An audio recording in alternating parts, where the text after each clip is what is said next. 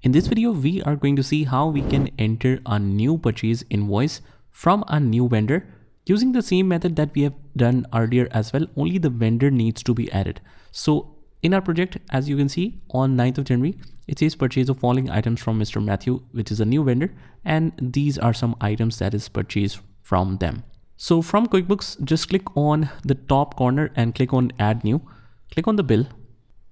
Choose a vendor, but since this is a new vendor, I'll just click on add new.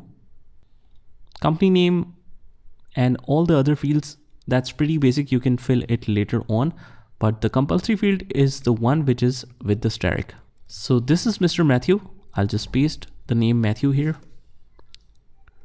And address and notes and all the other details, I'll just skip through it and click save.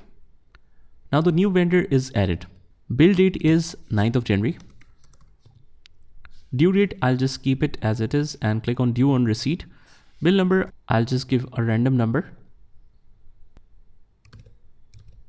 And just make sure that you have expanded this item details and not the category details. In the category details, we can just mention what kind of services that we are purchasing, which is expensed out directly. But in the item details, we can specify what we are purchasing as items. So Corolla windscreen, I'll just copy and paste here. Choose this one. Quantity is 50 and rate is 400. 50 and 400. Press tab, go on the second line.